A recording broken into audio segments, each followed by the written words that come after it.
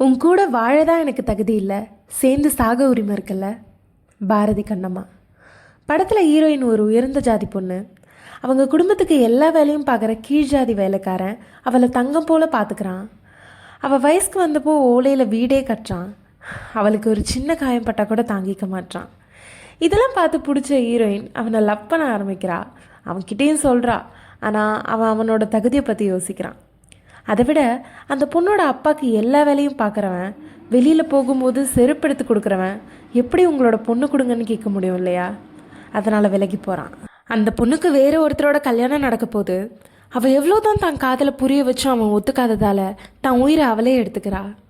இந்த செய்தி கேட்டு ஊரே அழுவுது. இறுதிச் சடங்கு முடித்து அவன் மேலே தீ வைக்கிறாங்க.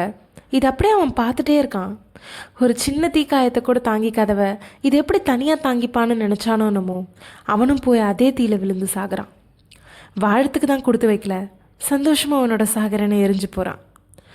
ஜாதி தான் பெருசுன்னு பேசின அவங்க அப்பா அந்த பையனோட தங்கச்சியை எடுத்து வளர்த்து கல்யாணமும் பண்ணி வைப்பார்.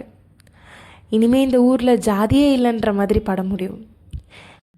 உங்களுக்கு இந்த படம் பிடிக்குமான்னு கமெண்ட்ஸில் சொல்லுங்கள். பார்க்காதவங்க கண்டிப்பாக போய் பாருங்கள். குப்பையில் கோல்டு சீரீஸில் வர எல்லா படங்களையும் தொடர்ந்து கேட்க சப்ஸ்கிரைப் பண்ணிக்கோங்க. பாய்.